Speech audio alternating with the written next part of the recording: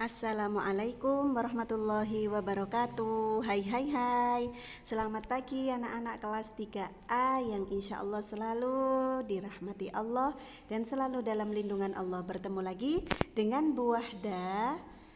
Kali ini kita akan membahas tentang pelajaran fikih materi sholat qashar, karena video yang kemarin kita membahas tentang sholat jamak. Nah, bagaimana kabarnya anak-anak hari ini? Insya Allah semuanya sehat ya.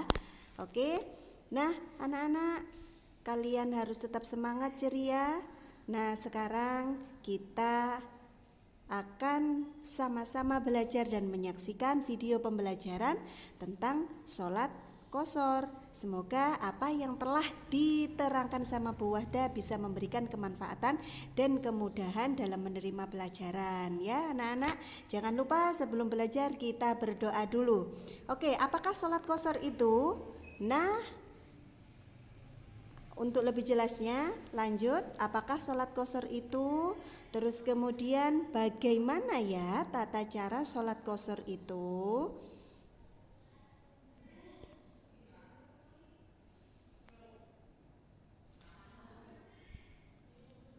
Jangan lupa buka buku paket anak-anak halaman 21.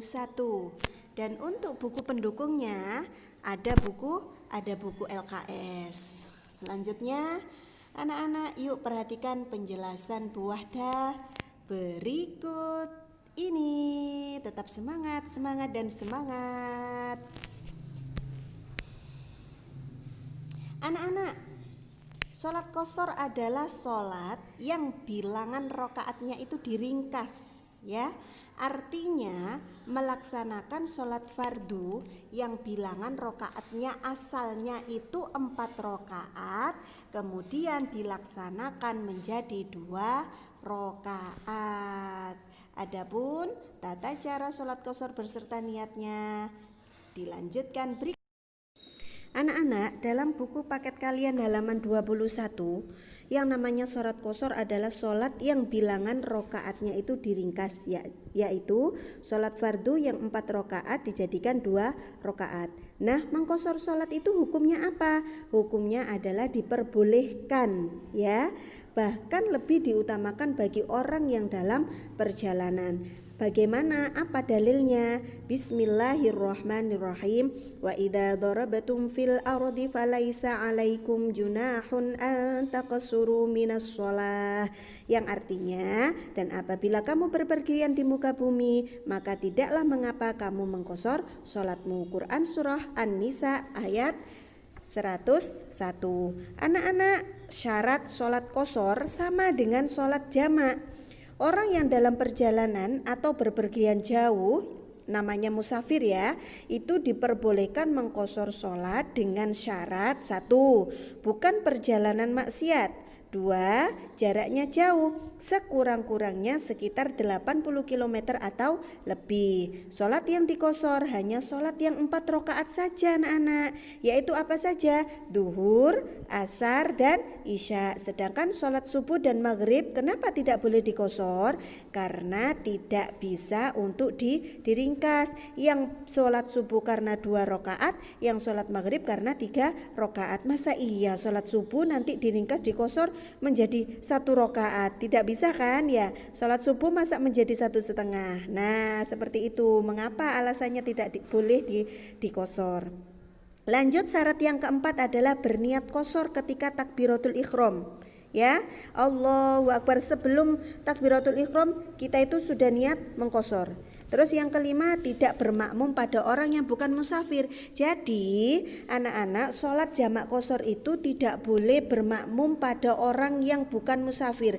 Jadi harus jamaah sendiri ya, jamaah sendiri dengan orang yang sama-sama musafirnya. Seperti biasanya orang-orang yang pergi ke wali-wali, ke wali 9, wali 8. Nah, itu boleh mengqashar sholatnya ya. Terus kemudian bagaimana praktek sholat jamak qashar? Ketika sedang dalam perjalanan jauh atau berpergian, Allah itu memberikan keringanan. Apa ya artinya keringanan? Apa ya? nama lain dari keringanan adalah rukhsah.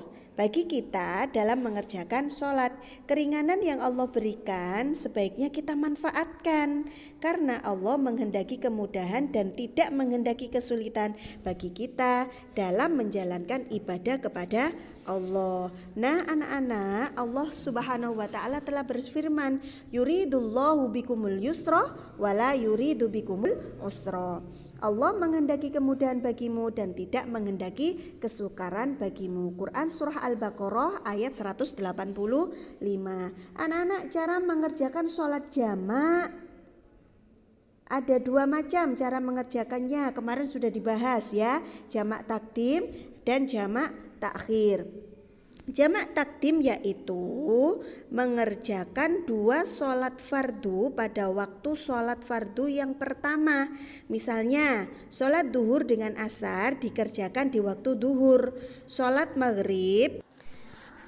maghrib dengan isya dikerjakan di waktu maghrib secara berturut-turut. Tidak boleh diselingi sholat sunnah atau perbuatan lainnya. Jadi harus urut, setelah sholat maghrib langsung berdiri sholat isya.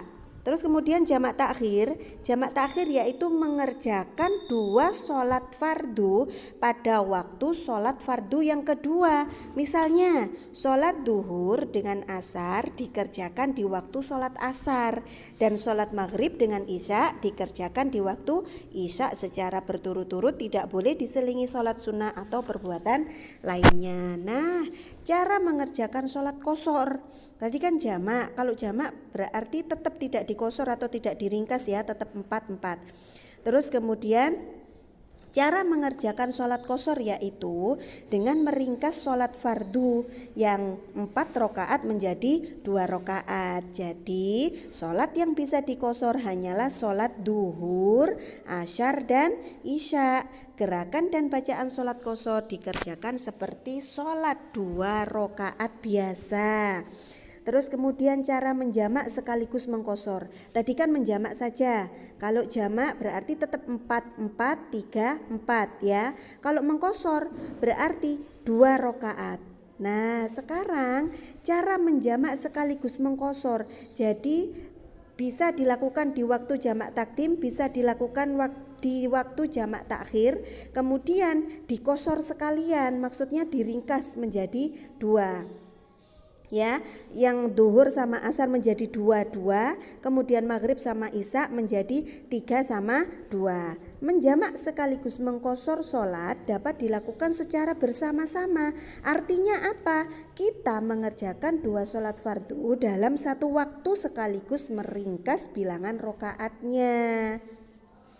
Adapun yang perlu diingat pada cara mengerjakannya adalah dengan mengerjakan sholat tersebut secara berturut-turut. Maksudnya setelah selesai salam sholat yang pertama, kita langsung mengerjakan sholat yang kedua dengan tidak boleh diselingi sholat sunnah ataupun perbuatan lainnya. Nah anak-anak, untuk niat sholat jamak dan qashar, anak-anak bisa membacanya sendiri atau menghafalkannya sendiri di halaman 23.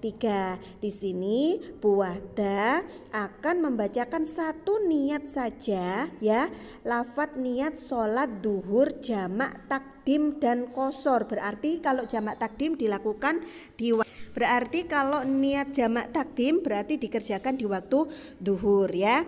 Bismillahirrahmanirrahim. Usolli fardhu dhuhri rakaataini qasran majmu'an ma'al asri jam'an taqdim lillahi ta'ala. Nah, kalau seumpama itu makmum sama imam bagaimana?